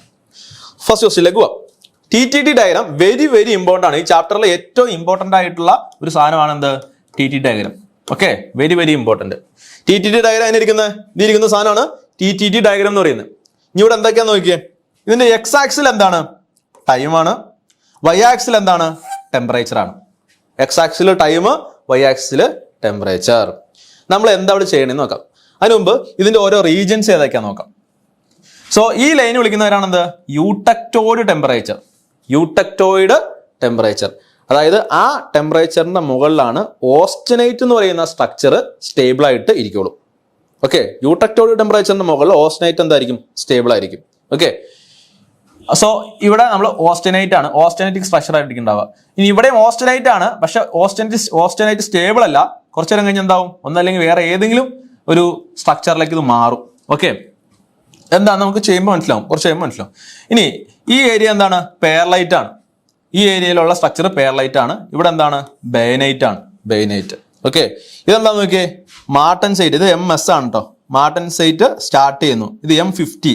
മാർട്ടൻസൈറ്റ് എന്ത് ചെയ്യുന്നു? 50%. ഇതെന്താണ്? M100 മാർട്ടൻസ് അല്ലെങ്കിൽ M finish. Martensite complete martensitic structure. Okay, so ഇതൊക്കെയാണ് എന്ത്? ഇതിന്റെ പല റീജിയൻസ് എന്ന് പറയുന്നത്. പല റീജിയൻസ്. ഇനി സംഭവം എന്താണ്? ഇതെന്താണ്? ഇതുകൊണ്ട് ഉപയോഗം എന്ന് നമുക്ക് നോക്കാം. സപ്പോസ് എൻ്റെ കയ്യിൽ ഒരു അയൺ കാർബൺ അലോയ് ഉണ്ടെന്ന് വിചാരിക്കുക. Iron carbon alloy. ഈ അലോയിനെ ഞാൻ എന്ത് ചെയ്യാണ്? ഹീറ്റ് ചെയ്യാണ്. ഹീറ്റ് ചെയ്ത് ഈ പറയുന്ന 727 യൂട്ടക്ടോയിഡ് ടെമ്പറേച്ചറിന്റെ മുകളിൽ ഹീറ്റ് ചെയ്യാണ്. അങ്ങനെ യൂട്ടക്ടോയിഡ് ടെമ്പറേച്ചറിന്റെ മുകളിൽ അത് ഹീറ്റ് ചെയ്ത് കഴിഞ്ഞാൽ അത് എന്തായിട്ട് മാറും? അത് ഓസ്റ്റനൈറ്റ് ആയിട്ട് മാറും. അതായത് അതിന്റെ അകത്തുള്ള ക്രിസ്റ്റലിന്റെ സ്ട്രക്ചർ എന്ന് പറയുന്നത് ഓസ്റ്റനൈറ്റ് ആയിരിക്കും. ഓക്കെ, ഇനി ഈ ഓസ്റ്റനൈറ്റ് ആയിട്ടുള്ള സ്ട്രക്ചർ ഞാൻ കൂൾ ചെയ്യാന്ന് വിചാരിക്കാം. പല രീതിയിൽ എനിക്ക് കൂൾ ചെയ്യാം. പല രീതിയിൽ കൂൾ ചെയ്യുമ്പോൾ പല സ്ട്രക്ചർ ആയിരിക്കും നമുക്ക് കിട്ടുന്നത്. അതിൻ്റെ അകത്തുള്ള ക്രിസ്റ്റൽ സ്ട്രക്ചറിന് പല രീതിയിലായിരിക്കും മാറ്റങ്ങൾ വരുന്നത്. എങ്ങനെയാന്ന് നോക്കാം. സപ്പോസ് എൻ്റെ കയ്യിൽ നമ്മളെ ഒരു 750 ഡിഗ്രി സെൽഷ്യസിലുള്ള അയൺ കാർബൺ അലോയ് ഉണ്ടെന്ന് വിചാരിക്കാം. ഞാൻ അതിനെ കൂൾ ചെയ്യാണ്. ഈ രീതിയിലാണ് കൂൾ ചെയ്യാന്ന് വിചാരിക്കാം. ഇങ്ങനെ കൂൾ ചെയ്താൽ എന്താ കുഴപ്പം? നോക്കിയേ, ഈ ഫസ്റ്റ് ലൈൻ വിളിക്കുന്നവർ എന്താണ്? പേർലൈറ്റ് സ്റ്റാർട്ട് ചെയ്യുന്ന കർവാണ്. പേർലൈറ്റ് സ്റ്റാർട്ട് ചെയ്യുന്ന കർവ് കേട്ടോ. പേർലൈറ്റ് സ്റ്റാർട്ട് ചെയ്യും. ഓക്കെ, ഈ രണ്ടാമത്തെ കർവ് എന്താണ്? പേർലൈറ്റ് ഫിനിഷ് ചെയ്യുന്ന കർവാണ്. ഓക്കെ, പേർലൈറ്റ് ഫിനിഷ് ചെയ്യുന്ന കർവാണ്. സോ ഇങ്ങനെ പോയി കഴിഞ്ഞാൽ എന്ത് സംഭവിക്കും? ഇവിടെ എത്തിക്കഴിഞ്ഞാൽ നോക്കേ, ഇവിടം വരെ എന്താണ്? ഓസ്റ്റനൈറ്റിക് സ്ട്രക്ചർ ആണ്. ഓക്കെ, ഇവിടെ എത്തിക്കഴിഞ്ഞാൽ എന്താവും? അതിന്റെ അകത്തുള്ള സ്ട്രക്ചർ ഓസ്റ്റനൈറ്റിൽ നിന്ന് ചെറുതായിട്ട് പേർലൈറ്റ് ആവാൻ തുടങ്ങും. ചെറിയ കുറച്ച് പോർഷൻസിലൊക്കെ പേർലൈറ്റ് എന്ന് പറയുന്ന ആ സ്ട്രക്ചർ ഫോം ചെയ്യാൻ തുടങ്ങും. ഈ ഏരിയ ക്രോസ് ചെയ്ത് കഴിഞ്ഞ് ഇവിടെ എത്തിക്കഴിഞ്ഞാൽ, കൂളിംഗ് ഇവിടെ എത്തിക്കഴിഞ്ഞാൽ കംപ്ലീറ്റ് ആയിട്ട് ആ ഓസ്റ്റനൈറ്റ് എന്ന് പറയുന്ന സ്ട്രക്ചർ എന്തായിട്ട് മാറും? പേർലൈറ്റ് ആയിട്ട് മാറും. ഓക്കെ, ദെൻ നോക്കിയേ, ഇതിന്റെ പുറത്തേക്ക് എന്താണ്? ഫുൾ പേർലൈറ്റ് ആണ്. ഫുൾ പേർലൈറ്റ് ആയി കഴിഞ്ഞാൽ പിന്നെ ഇതിനെ കൂൾ ചെയ്ത് കഴിഞ്ഞാലും എന്താവും? ഇത് പേർലൈറ്റ് സ്ട്രക്ചർ ആയിരിക്കും. റൂം ടെമ്പറേച്ചറിൽ പിന്നെ അതിനെ കൂൾ ചെയ്ത് കഴിഞ്ഞാൽ നമുക്ക് ആ കിട്ടുന്ന സ്ട്രക്ചർ എന്തായിരിക്കും? പേർലൈറ്റിക് സ്ട്രക്ചർ ആയിരിക്കും. ഓക്കെ, ഇനി സപ്പോസ് നമുക്ക് വേറെ രീതിയിലും കൂൾ ചെയ്യാം. അങ്ങനെ മാത്രം കൂൾ ചെയ്യണമെന്ന് നിർബന്ധമൊന്നുമില്ല. നോക്കാം, വേറെ രീതി നോക്കാം. ഞാൻ ഇതിനെ കൂൾ ചെയ്യാന്ന് വിചാരിക്കാം. ഇപ്പോൾ ഇവിടെ ഇരിക്കുന്ന ഒരു നമ്മുടെ അയൺ കാർബൺ അലോയ്, നമ്മളൊരു അയൺ കാർബൺ അലോയ് അതിന് ഹീറ്റ് ചെയ്തിട്ട് 750 ഡിഗ്രി സെൽഷ്യസിലേക്ക് ഹീറ്റ് ചെയ്തു. ഓസ്റ്റനൈറ്റ് സ്റ്റേബിൾ ആവുന്ന യൂട്ടക്ടോയിഡ് ടെമ്പറേച്ചറിന്റെ മുകളിലുള്ള ടെമ്പറേച്ചറിലേക്ക് ഹീറ്റ് ചെയ്തു.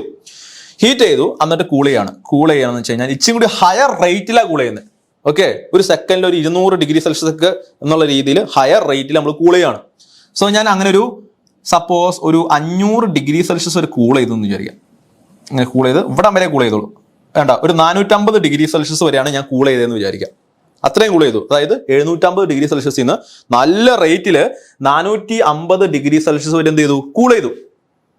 എന്നിട്ട് ആ 450 ഡിഗ്രി സെൽഷ്യസിൽ അതിന് ഹോൾഡ് ചെയ്യാണ്.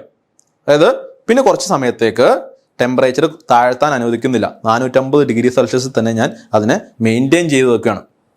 സോ ഈ കർവ് എങ്ങനെ വരും?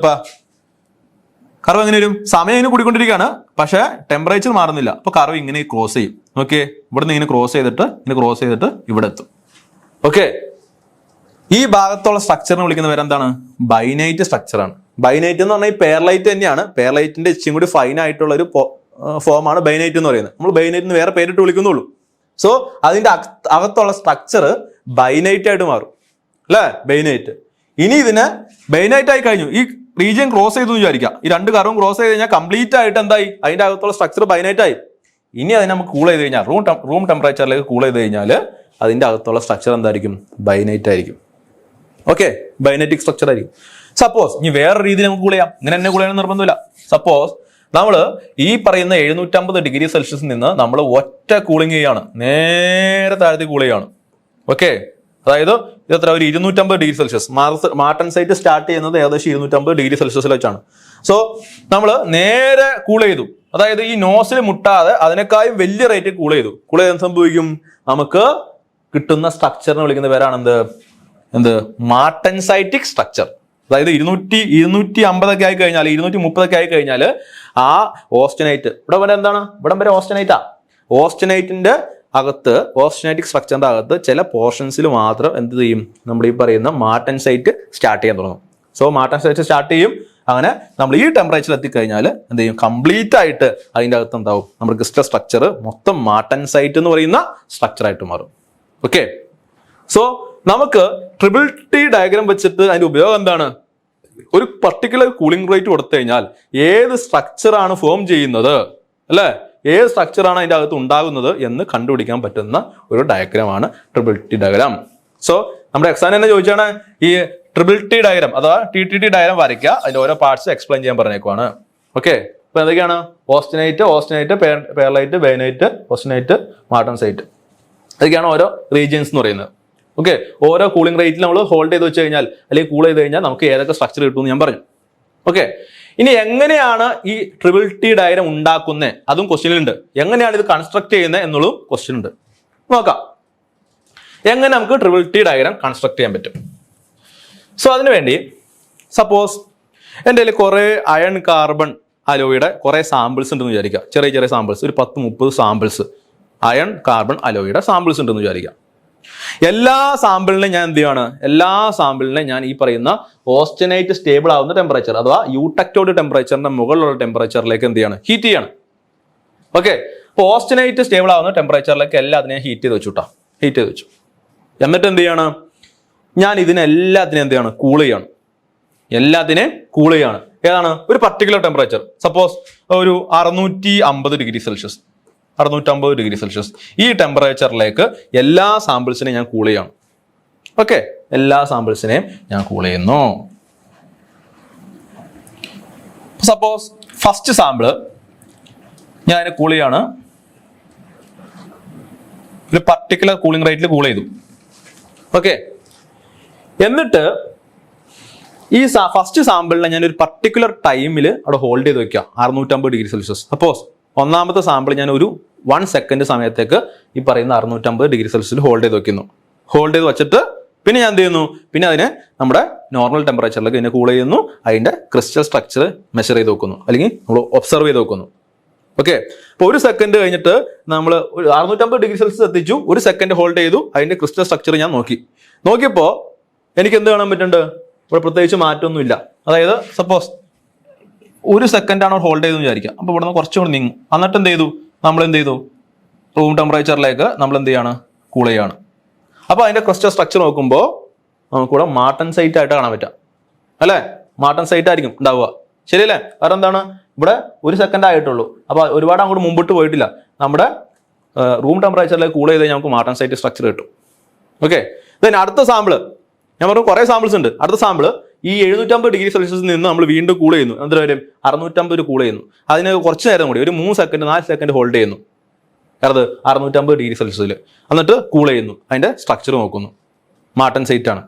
അടുത്ത സാമ്പിൾ അതിന് നമ്മളൊരു 10 സെക്കൻഡ് വരെ എന്ത് ചെയ്യുന്നു, ഹോൾഡ് ചെയ്യുന്നു. 650 ഡിഗ്രി സെൽഷ്യസിൽ ഹോൾഡ് ചെയ്യുന്നു. സ്ട്രക്ചർ നോക്കുന്നു. സ്ട്രക്ചർ നോക്കിയപ്പോൾ എന്താണ് അതിൽ കുറച്ച് എന്താണ് ഈ പറയുന്ന പെയർലൈറ്റ് ഫോം ചെയ്യുന്നതായിട്ട് കാണാൻ പറ്റുന്നുണ്ട്.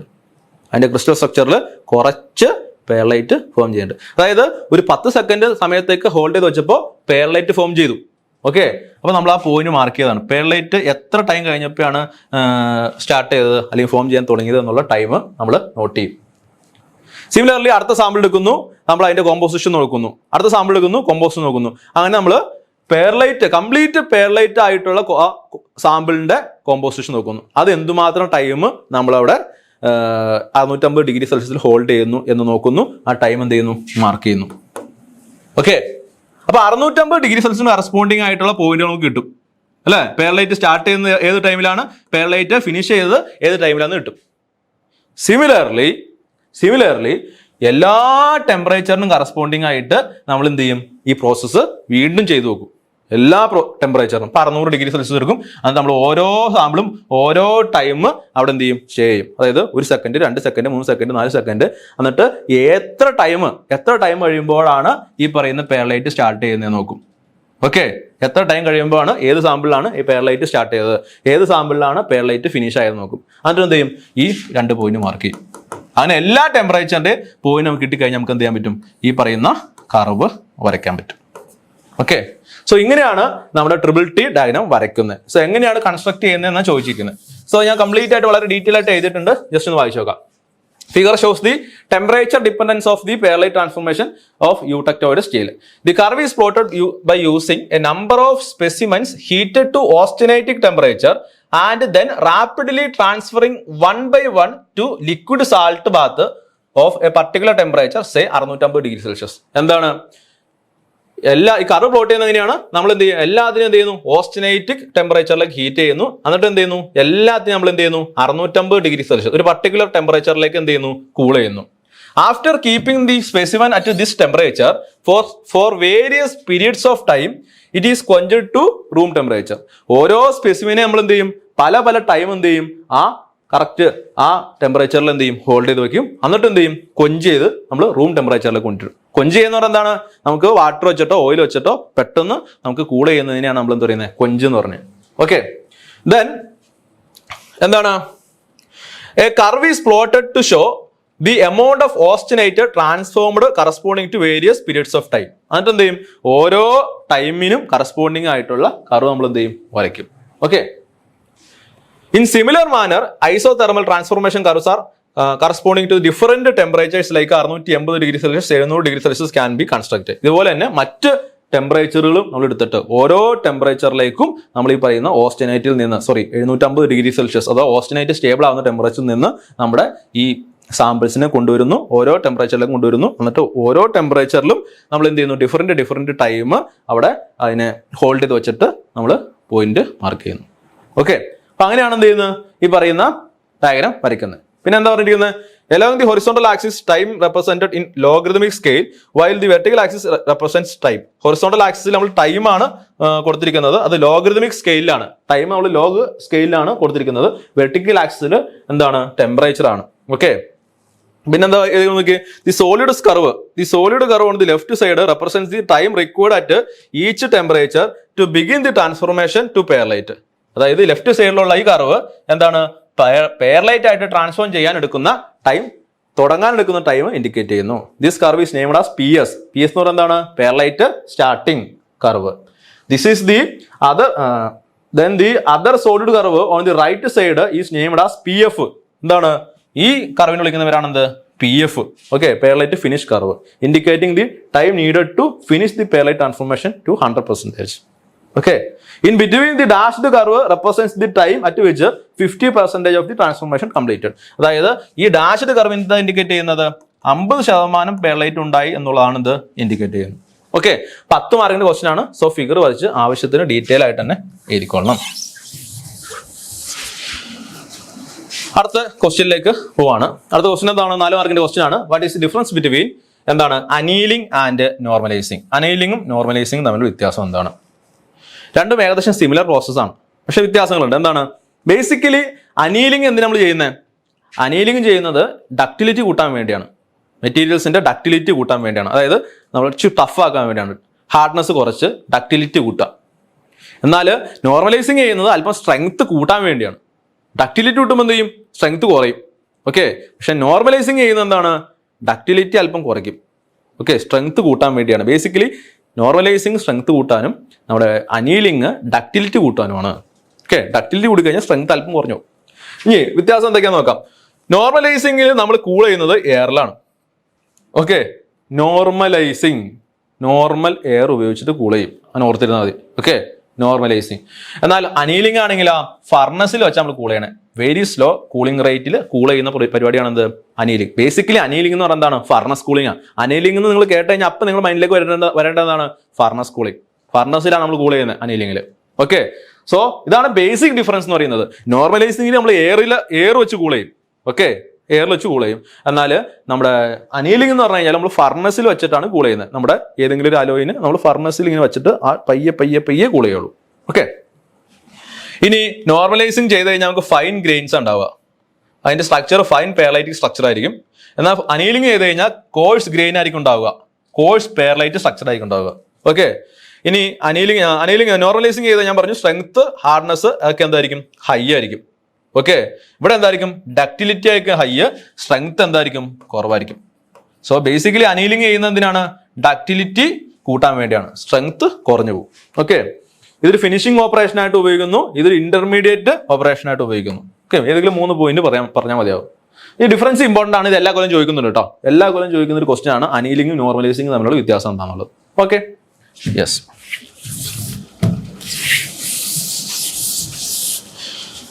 ഇനി അടുത്ത ക്വസ്റ്റ്യനിലേക്ക് പോവാണ്. എസ്എ ക്വസ്റ്റ്യൻ ആണ്. Why surface hardening process are done on steels? എന്തിനാണ് സർഫസ് ഹാർഡനിങ് ചെയ്യുന്നത്? Explain any 2 surface hardening methods. ഏതെങ്കിലും 2 സർഫസ് ഹാർഡനിങ് മെത്തേഡ്സ് എക്സ്പ്ലെയിൻ ചെയ്യുക. 10 മാർക്കിന്റെ ക്വസ്റ്റ്യൻ. 4 മാർക്കിന്റെ ക്വസ്റ്റ്യൻ ആണ് what is invariant reaction? Important ആണ് കേട്ടോ. Invariant reactions. Okay, compare eutectoid and peritectoid reaction. Eutectoid and peritectoid reaction. Invariant reaction എന്ന് പറഞ്ഞാൽ എന്താണ്? ഈ രണ്ടും എന്താണ് സംഭവം? എന്താണ് കമ്പയർ ചെയ്യുക. ഫസ്റ്റ് ക്വസ്റ്റ്യനിലേക്ക് പോവാം. സർഫസ് ഹാർഡനിങ് എന്താണ്? അതായത് 2 സർഫസ് ഹാർഡനിങ് മെത്തേഡ്സ് ഡിസ്കസ് ചെയ്യാനാണ് പറഞ്ഞിരിക്കുന്നത്. സോ സർഫസ് ഹാർഡനിങ് മെത്തേഡ്സ് നമുക്ക് ഹാർഡനിങ് 2 രീതിയിൽ ചെയ്യാം. ഒന്ന്, എൻറ്റയർ വോളിയം, ഒരു മെറ്റീരിയലിന്റെ എൻറ്റയർ വോളിയം നമുക്ക് ഹാർഡൻ ചെയ്യാം. Okay, entire volume. അല്ലെങ്കിലോ സർഫസിൽ മാത്രം നമുക്ക് ഹാർഡൻ ചെയ്യാം. സർഫസിൽ മാത്രം. ചില സമയത്ത് നമുക്ക് സർഫസിൽ മാത്രം മതിയായിരിക്കും ഹാർഡനിങ്. എക്സാമ്പിൾ പറയുകയാണെങ്കിൽ ഗിയറുകൾ. ഇപ്പം നമ്മൾ വണ്ടിയുടെ ഗിയറൊക്കെ ഉണ്ടല്ലോ, ഗിയർ. ഓക്കെ, ഈ ഗിയറിന്റെ സർഫസ് മാത്രം ഹാർഡൻ ചെയ്യുന്ന വെച്ചാൽ, കാരണം സർഫസുകൾ തമ്മിലെ കോൺടാക്ട് വരുന്നുള്ളൂ. അവിടെ നല്ല ഹാർഡ്നെസ് വേണം. എന്നാൽ ഉള്ളിലേക്ക് അത്ര ഹാർഡ്നെസിന്റെ ആവശ്യമില്ല, കാരണം ഉള്ളിൽ വേറെ പ്രത്യേകിച്ച് സ്ട്രെസ്സോ ഒന്നും ഉണ്ടാവില്ല. ആ പുറത്ത് 2 ഗിയറിന്റെ ആ 2 ടീത്തുകൾ തമ്മിലുള്ള ആ പോയിന്റ് ഉണ്ടല്ലോ, ഒരു ഗിയറിന്റെ ടീത്ത് ഇതാണ്, മറ്റൊരു ഗിയറിന്റെ ടീത്ത് ഇതാന്ന് വിചാരിക്കാം. ഓക്കെ, അപ്പൊ ആ സർഫസിൽ മാത്രം എന്ത് ചെയ്ത് നമുക്ക് ഹാർഡനിങ് കിട്ടിയാൽ മതി. സോ അങ്ങനെ. അല്ലെങ്കിൽ വേറെ എക്സാമ്പിൾ പറയുകയാണെങ്കിൽ ഒരു ബോയിലർ, എന്തെങ്കിലും ഒരു കെമിക്കൽ സൂക്ഷിക്കുന്ന ഒരു പാത്രം. ഓക്കെ, എന്തെങ്കിലും ഒരു കെമിക്കൽ സൂക്ഷിക്കുന്ന ഒരു പാത്രം. അതിൻ്റെ ആ ഇന്നർ സർഫസിൽ മാത്രം എന്തായിരിക്കണം? നല്ല കൊറോഷൻ റെസിസ്റ്റൻസ് വേണം. ശരിയല്ലേ? ഇന്നർ സർഫസിൽ മാത്രം മതി. അത് ഫുൾ ബോഡി കൊറോഷൻ റെസിസ്റ്റന്റ് ആവണം നിർബന്ധമുണ്ടോ? ഇല്ല. അപ്പൊ ഇന്നർ സർഫസിൽ മാത്രം ഈ പറയുന്ന രീതിയിൽ എന്താണ് കൊറോഷൻ റെസിസ്റ്റൻസ് കൊണ്ടുവരിക, അല്ലെങ്കിൽ സർഫസിൽ മാത്രം ഹാർഡ്നെസ് കൊണ്ടുവരിക. അതിനുവേണ്ടി നമ്മൾ ചെയ്യുന്ന ഒരു മെത്തേഡാണ് എന്ത്? Surface hardening. Surface hardening. So surface hardening ചെയ്ത് കഴിഞ്ഞാൽ നമുക്ക് എന്ത് കിട്ടും? വെരി ഹാർഡായിട്ടുള്ള, വിയർ റെസിസ്റ്റന്റ് ആയിട്ടുള്ള സർഫസ് കിട്ടും. അതോടൊപ്പം തന്നെ ഡക്റ്റൈൽ ആയിട്ടുള്ള, ടഫ് ആയിട്ടുള്ള ഇന്റീരിയറും കിട്ടും. ഓക്കെ, ടഫ് എന്ന് പറഞ്ഞാൽ എന്താ? ടഫ് എന്ന് പറഞ്ഞു കഴിഞ്ഞാൽ നമ്മൾ പെട്ടെന്ന് നമ്മൾ ഓർക്കും ടഫ് എന്ന് പറഞ്ഞു കഴിഞ്ഞാൽ നല്ല ഹാർഡ്നെസ് ഉള്ളതാണ്. പക്ഷെ അങ്ങനെയല്ല. ടഫ് എന്ന് പറയുന്നത് ഹാർഡ്നെസ് കുറവാണെന്നാണ് നമ്മുടെ മെറ്റീരിയൽ സയൻസിന്റെ അർത്ഥം. ഓക്കെ, നമ്മൾ പെട്ടെന്ന് ഫിസിക്കലി വിചാരിക്കുമ്പോൾ ടഫ് എന്ന് പറഞ്ഞു കഴിഞ്ഞാൽ നല്ല ഹാർഡ്നെസ് ഉള്ള ആളെന്നൊക്കെ വിചാരിക്കും. പക്ഷെ ടഫ് ആയിട്ടുള്ള ഒരു മെറ്റീരിയൽ എന്ന് പറഞ്ഞു കഴിഞ്ഞാൽ അതിന്റെ ഹാർഡ്നെസ് കുറവാണ് അതിന്റെ അർത്ഥം. ഓക്കെ, സോ ഡക്റ്റൈൽ ആയിട്ടുള്ള ടഫ് ആയിട്ടുള്ള ഇന്റീരിയറും അതുപോലെ തന്നെ വെരി ഹാർഡ് ആയിട്ടുള്ള വിയർ റെസിസ്റ്റന്റ് ആയിട്ടുള്ള ഒരു എക്സ്റ്റീരിയർ സർഫസും കിട്ടാൻ വേണ്ടി നമ്മൾ ഉപയോഗിക്കുന്ന ഒരു മെത്തേഡാണ് എന്ത്? Surface hardening method. ഓക്കെ, അപ്പൊ അതാണ് സർഫസ് ഹാർഡനിങ് മെത്തേഡ്. നമുക്ക് പല ടൈപ്പ് സർഫസ് ഹാർഡനിങ് മെത്തേഡ് പഠിക്കാനുണ്ട്. ഓക്കെ, നമുക്ക് ബേസിക്കലി രണ്ടായിട്ട് ക്ലാസ് ചെയ്യാൻ പറ്റും സർഫസ് ഹാർഡനിങ് മെത്തേഡ്സിനെ. ഒന്ന്, no change in surface composition methods. അതായത് ആ മെത്തേഡ് ചെയ്ത് കഴിഞ്ഞാൽ അതിന്റെ സർഫസ് കോമ്പോസിഷൻ അത് മാറത്തില്ല. ഏതൊക്കെയാണ് മെത്തേഡുകൾ എന്ന് പറയുന്നത്? Flame hardening, induction hardening, laser hardening, electron beam hardening. ഇതെല്ലാം പഠിക്കുന്നോട്ട് എല്ലാം ചോദിക്കാറുള്ളതാണ് കേട്ടോ. ചിലപ്പോൾ ഓരോന്ന് ചോദിക്കും. ഓക്കെ, ഇതൊക്കെ എന്താണ്? No change surface composition methods ആണ്. സർഫസിന്റെ കോമ്പോസിഷൻ മാറത്തില്ല, നമുക്ക് സർഫസ് ഹാർഡൻ ചെയ്യാൻ പറ്റും. ഇനി change in surface composition methods ഏതൊക്കെയാണ്? കാർബറൈസിങ്, നൈട്രേറ്റിംഗ്. ഇതൊക്കെ എന്താണ്? സർഫസ് ഹാർഡനിങ് മെത്തേഡ്സ് തന്നെയാണ്. പക്ഷെ ഈ മെത്തേഡ് ചെയ്ത് കഴിഞ്ഞാൽ അതിന്റെ സർഫസ് കോമ്പോസിഷൻ മാറും. മീൻസ് കാർബറൈസിങ് ചെയ്ത് കഴിഞ്ഞാൽ സർഫസിലുള്ള കാർബണിന്റെ എമൗണ്ട് കൂടും. നൈട്രേറ്റിംഗ് ചെയ്ത് കഴിഞ്ഞാൽ സർഫസിലുള്ള നൈട്രജന്റെ എമൗണ്ട് കൂടും. സോ അതിന്റെ സർഫസ് കോമ്പോസിഷൻ കൂടും. സോ അതിന് രണ്ട് രീതിയിലുള്ള സർഫസ് ഹാർഡനിങ് മെത്തേഡ്സ് ഉണ്ട്. ക്വസ്റ്റിന് ചോദിച്ചിരിക്കുന്നത് explain any two surface hardening methods എന്നാണ്. അപ്പൊ നമ്മൾ എന്ത് ചെയ്യാണ്? ഫ്ലെയിം ഹാർഡനിങ് എന്താണ്, ഇൻഡക്ഷൻ ഹാർഡനിങ് എന്താണെന്നുള്ളത് ജസ്റ്റ് എക്സ്പ്ലെയിൻ ചെയ്യണം. സോ ഇതിന്റെ ഫിഗർ ആണ് ഇമ്പോർട്ടന്റ്. ഫിഗർ വരയ്ക്കണം. ഞാൻ പറഞ്ഞു എപ്പോഴും ഫിഗർ ഉണ്ടെങ്കിൽ ഫിഗർ വരച്ചോളാം. ഫിഗറിന് ഭയങ്കര ഇമ്പോർട്ടൻസ് ഉണ്ട്. സോ എന്താണ് ഫ്ലെയിം ഹാർഡനിങ് എന്ന് നോക്കാം. ഓക്കെ, ഫിഗർ ആണിത്. ഫിഗർ നിർബന്ധമായിട്ടും വരച്ചിരിക്കണം. ഓക്കെ, നിങ്ങൾ തിയറി പറഞ്ഞില്ലെങ്കിൽ കുഴപ്പമില്ല, ഫിഗർ വരച്ചോളണം. ഓക്കെ, ഫിഗർ എന്താന്ന് നോക്കാം. നമുക്ക് ഇവിടെ ഒരു ടോർച്ച് ഉണ്ട്. നമ്മൾ ടോർച്ച് എന്ന് പറയും. ഓക്കെ, ഈ ടോർച്ച് എന്ത് ചെയ്യും? ഫ്ലെയിംസ് പ്രൊഡ്യൂസ് ചെയ്യും.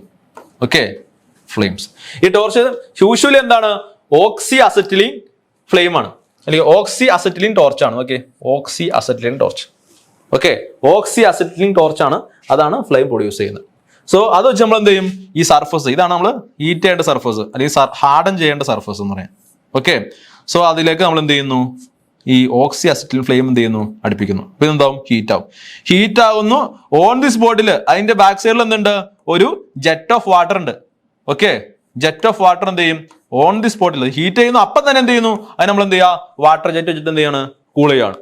ഓക്കെ, നമ്മൾ പെട്ടെന്ന് അതിനെ കൂൾ ചെയ്യുന്നതിന് വിളിക്കുന്നവരാണ് എന്ത്?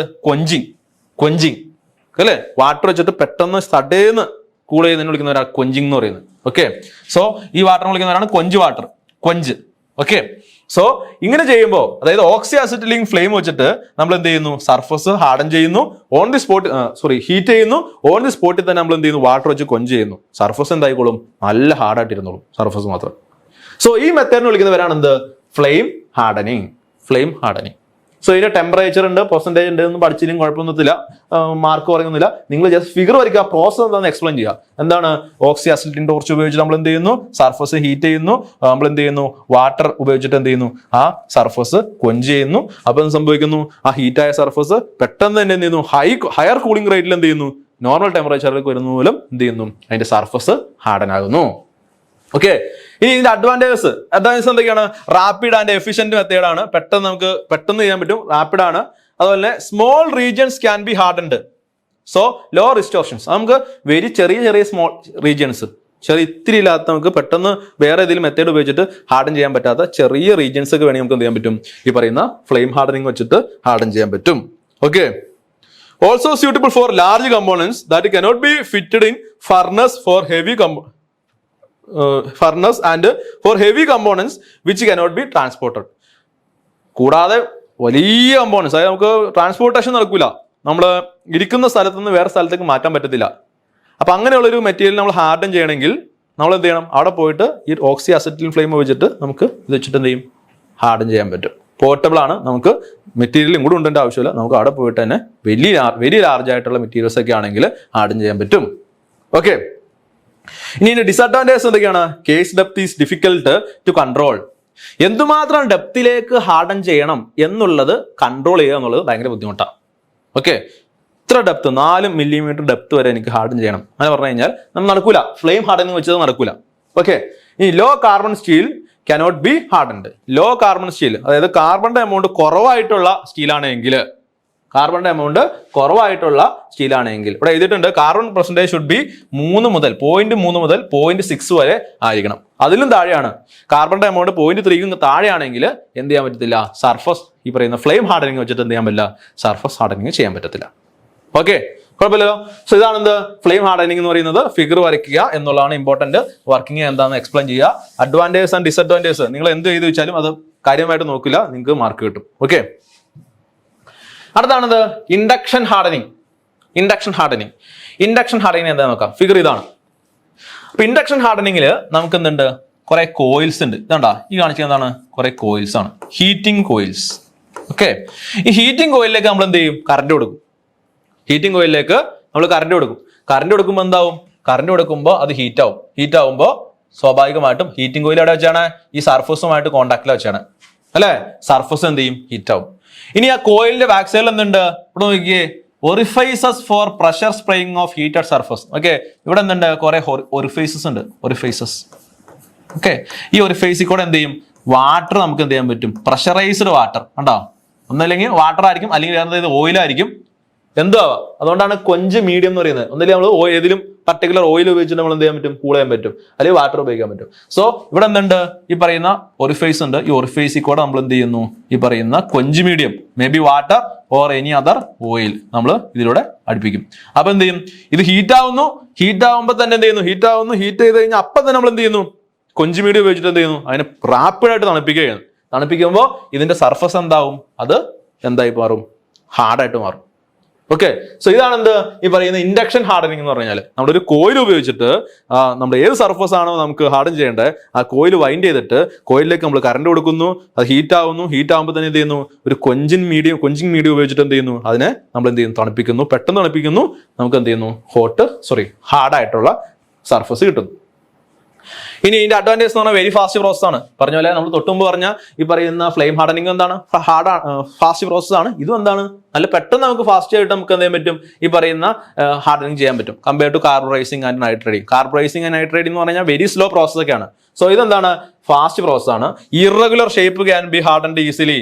ഏത് ഷേപ്പ് വേണമെങ്കിൽ നമുക്ക് എന്ത് ചെയ്യാൻ പറ്റും, ഹാർഡൻ ചെയ്യാൻ പറ്റും. കോയിലല്ല ഉപയോഗിക്കുന്നത്, കോയിൽ നമുക്ക് ആ രീതിയിൽ ഒന്ന് വൈൻഡ് ചെയ്തെടുത്താൽ മതി. ഓക്കെ, ആ ഷേപ്പിനനുസരിച്ച് കോയിൽ നമുക്ക് ചുറ്റിയെടുത്താൽ മതി. ആ സമയത്ത് ഫ്ലെയിം ഹാർഡനിങ് ആണെങ്കിൽ വളരെ ഇറഗുലർ ഷേപ്പ് ഒക്കെ ആണെങ്കിൽ നടക്കൂല. ഓക്കെ, അതുപോലെ case depth can be controlled. നമ്മൾ എങ്ങനെ ഇത് ഹീറ്റ് ചെയ്യുന്നത്, നമ്മൾ കറണ്ട് കൊടുത്തിട്ടാണ് ഹീറ്റ് ചെയ്യുന്നത്. എന്തുമാത്രം കറണ്ട് കൊടുക്കുന്നോ അതിന് മാത്രം ഹീറ്റ് ഉണ്ടാവുകയാണ് അല്ലെ. പക്ഷേ ഫ്ലെയിം ഹാർഡനിങ് എങ്ങനെയാ, ഓക്സി അസിറ്റിലും ഫ്ലെയിം വരുന്നത് അല്ലെ. അപ്പൊ ഫ്ലെയിമിന്റെ ടെമ്പറേച്ചർ അഡ്ജസ്റ്റ് ചെയ്യാന്ന് പറഞ്ഞു കഴിഞ്ഞാൽ ബുദ്ധിമുട്ടാണ്. പക്ഷെ കറണ്ട് നമുക്ക് ഈസി ആയിട്ട് അഡ്ജസ്റ്റ് ചെയ്യാൻ പറ്റും. സോ കേസ് ഡെപ്ത് നമുക്ക് എന്ത് ചെയ്യാൻ പറ്റും, കൺട്രോൾ ചെയ്യാൻ പറ്റും. എന്തുമാത്രം ഡെപ്തിലേക്ക് ഈ പറയുന്ന ഹാർഡ്നെസ് വേണം എന്നുള്ളത് നമുക്ക് എന്ത് ചെയ്യാൻ പറ്റും, കൺട്രോൾ ചെയ്യാൻ പറ്റും by controlling the current. Okay, then unskilled operator can be employed. ഞാൻ പറഞ്ഞു നമ്മൾ ജസ്റ്റ് സ്വിച്ച് ഇട്ട് കഴിഞ്ഞാൽ ഹീറ്റിംഗ് എടുക്കും. എന്തുമാത്രം ഹീറ്റ് വേണം എന്നുള്ളത് നമുക്ക് നോബ് വെച്ച് കൺട്രോൾ ചെയ്യാൻ പറ്റും. ആ സമയത്ത് ഫ്ലെയിം ഹാർഡനിങ് ആണെങ്കിലോ കറക്റ്റ് നല്ല സ്കില്ലുള്ള ഒരാൾ വേണം, അത് പിടിക്കാനും അത് മൂവ് ചെയ്യാനും. ഒരു യൂണിഫോം വെലോസിറ്റിയിൽ ഫ്ലെയിം ഹാർഡനിങ് ആ ടോർച്ച് മൂവ് ചെയ്താലും എന്ത് കിട്ടുള്ളൂ, യൂണിഫോം ഹാർഡ്നെസ് നമുക്ക് കിട്ടുള്ളൂ. എന്നാൽ ഇവിടെ അങ്ങനെയല്ല, ഇവിടെ നമുക്ക് അൺസ്കിൽഡ് ആയിട്ടുള്ള ഒരു എംപ്ലോയർ ആയാലും കുഴപ്പമില്ല. What are the disadvantages? Medium carbon steel containing 0.35 to 0.6 can be hardened. തൊട്ട് മുമ്പ് പറഞ്ഞ പോലെ തന്നെ ഇവിടെ എന്താണ്, മീഡിയം കാർബൺ 0.3 മുതൽ 0.6 വരെ കാർബൺ പെർസെൻറ്റേജ് ഉള്ള മെറ്റീരിയൽസേ ഹാർഡൻ ചെയ്യാൻ പറ്റുള്ളൂ. ലോ കാർബൺ സ്റ്റീൽ നമുക്ക് എന്ത് ചെയ്യാൻ പറ്റില്ല, ഹാർഡൻ ചെയ്യാൻ പറ്റില്ല. ഇനി എന്താണ്, hardness depends on the carbon content. Hardness carbon കണ്ടന്റിനെ ഡിപ്പെൻഡ് ചെയ്യും. കാർബൺ കണ്ടന്റ് ലോ ആണെങ്കിൽ ഹൈ ഹാർഡ്നെസ് പോസിബിൾ അല്ല. കാർബൺ കണ്ടന്റ് വളരെ കുറവാണെങ്കിൽ ഹൈ ഹാർഡ്നെസ് എന്തല്ല, പോസിബിൾ അല്ല. സോ ഇതാണ് എന്ത്, രണ്ട് different type surface hardening process എന്ന് പറഞ്ഞാൽ. എക്സാമിന് ചോദിച്ചിരിക്കുന്നത് എന്താണ് surface hardening process, explain any two surface hardening process എന്ന് പറഞ്ഞിരിക്കുന്നത്. ധാരാളം മതി, ഫിഗർ വരയ്ക്കുക, എഴുതിക്കുക. ഓക്കെ, നമ്മൾ ലാസ്റ്റ് ക്വസ്റ്റ്യനിലേക്ക് പോവാണ്.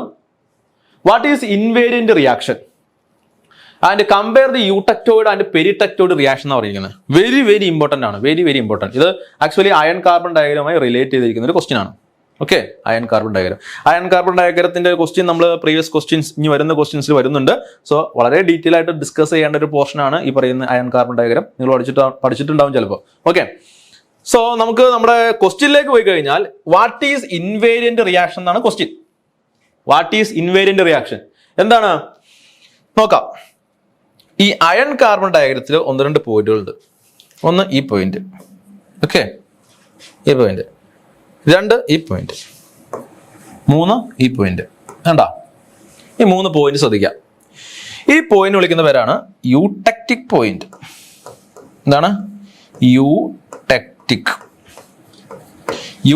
പോയിന്റ്. ഈ പോയിന്റ് വിളിക്കുന്ന പേരാണ് യൂടെക്ടോയിഡ് പോയിന്റ്.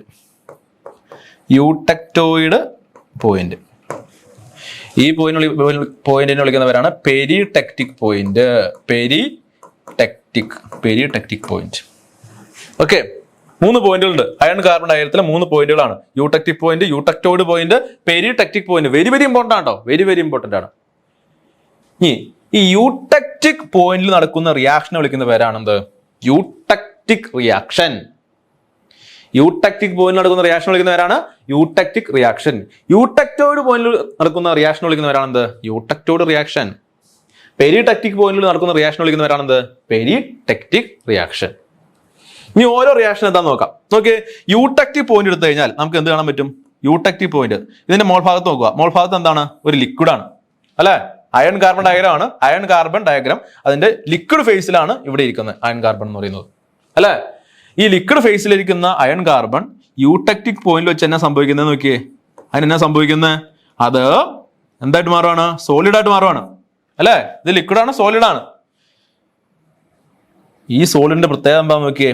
ഈ സോളിഡ് എന്ന് പറയുന്നത് ഇതെന്താ? ഗാമ അയൺ അല്ലെ?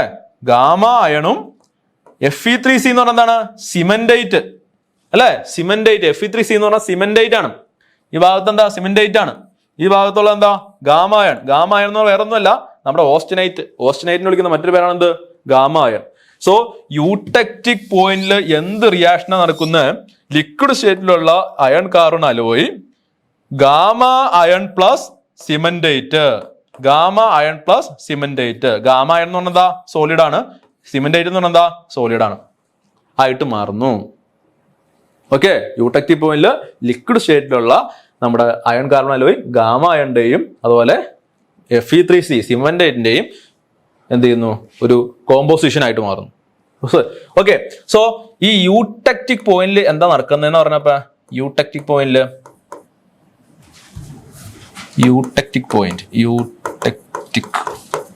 റിയാക്ഷൻ അല്ലെങ്കിൽ യൂടെക്റ്റിക് റിയാക്ഷനിൽ എന്താ നടക്കുന്നത്? ഒരു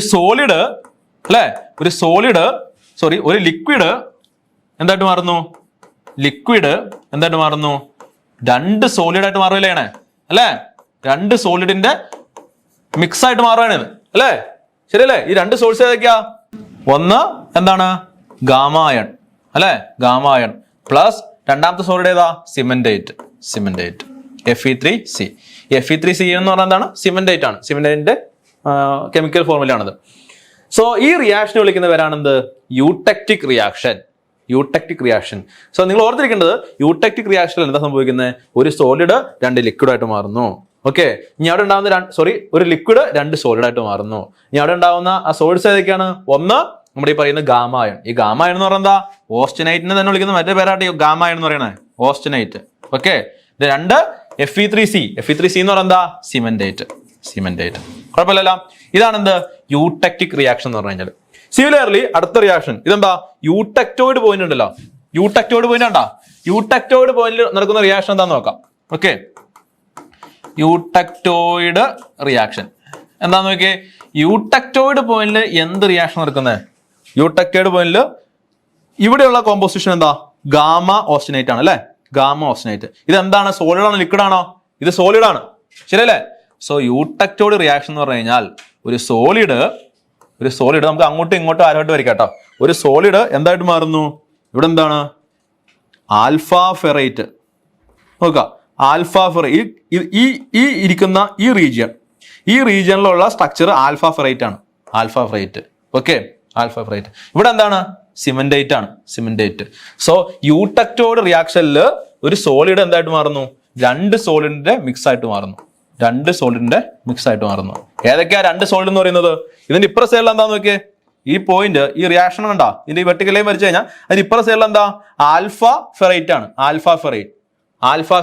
അല്ലെങ്കിൽ നമുക്ക് ആൽഫ അയൺ എന്ന് പറയാം. അതിന് കുഴപ്പമില്ല. ഒന്നിൽ ആൽഫ ഫെറൈറ്റ് എന്ന് പറയാം, അല്ലെങ്കിൽ ആൽഫ അയൺ എന്ന് പറയാം. ഓക്കെ, പ്ലസ് സോളിഡ് ഏതാണ്?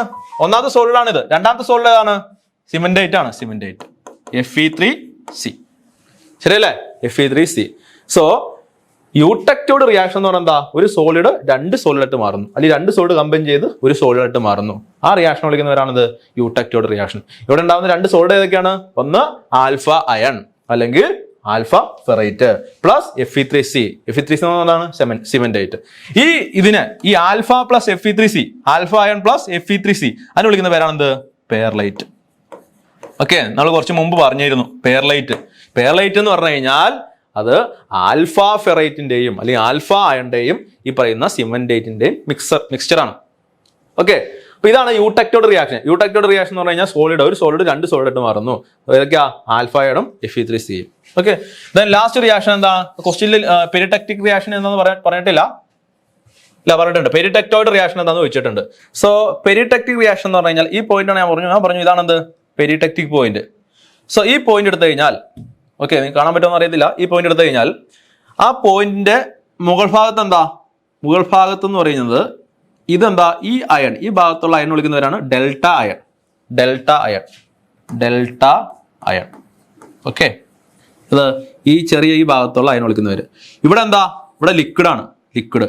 സോ ഈ ഭാഗത്ത് എന്തായിരിക്കും എന്ന് അറിയാമോ? ഈ ഭാഗത്തുള്ള composition delta iron plus liquid. Okay, delta iron plus liquid, അതാണ് ഈ ഭാഗത്തുള്ള. So delta iron plus liquid എന്തായിട്ട് മാറുവാണ്? ഈ ഭാഗത്ത് എന്താ? ഇത് മൊത്തം എന്താണ്? ആൽഫ ഫെറൈറ്റ്, ഗാമ ഫെറൈറ്റ് അല്ലെങ്കിൽ ഗാമ ഫെറൈറ്റ് അല്ലെങ്കിൽ ഗാമ അയൺ അല്ലെങ്കിൽ ഓസ്റ്റിനേറ്റ്. ഇതൊക്കെ സെയിം സാധനം തന്നെയാണ്, ഒരേ പേരിൽ പല പേരിൽ അറിയപ്പെടുന്നു എന്നുള്ളൂ. Okay, so in peritectic point what happens?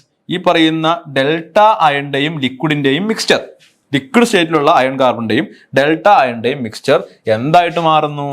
Gamma അയണായിട്ട് മാറുന്നു അല്ലെങ്കിൽ ഓസ്റ്റിനേറ്റ് ആയിട്ട് മാറുന്നു.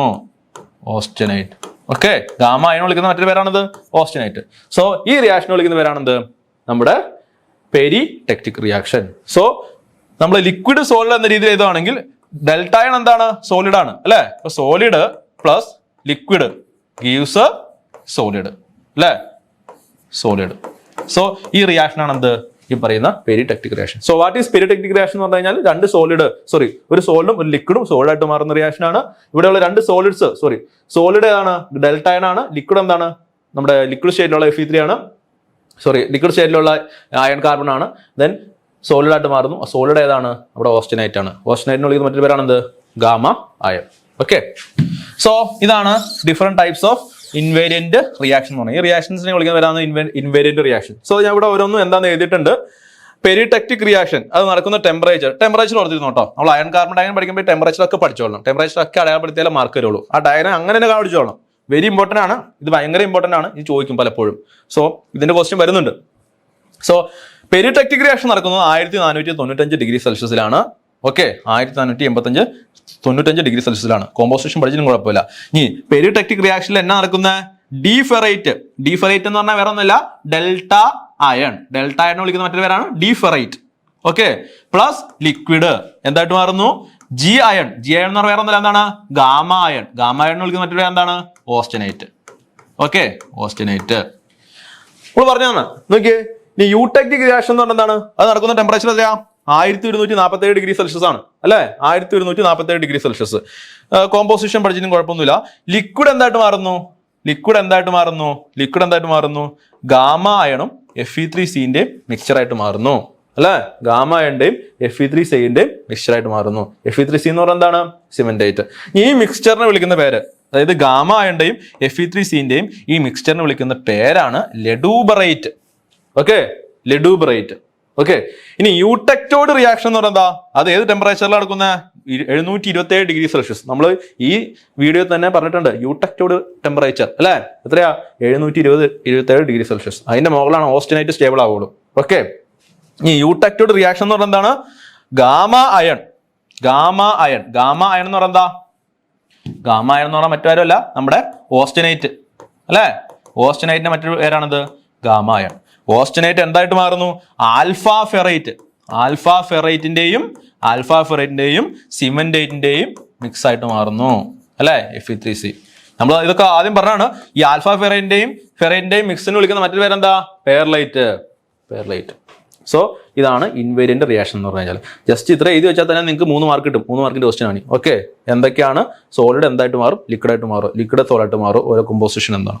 ഓക്കെ, ഇത്രയാണ് മൊഡ്യൂൾ 3യിൽ നിന്ന് 2022 ഡിസംബർ മാസം ചോദിച്ചിട്ടുള്ള ക്വസ്റ്റ്യൻസ്. സോ നിങ്ങൾക്ക് എല്ലാവർക്കും മനസ്സിലായെന്ന് വിചാരിക്കുന്നു. Okay, thank you.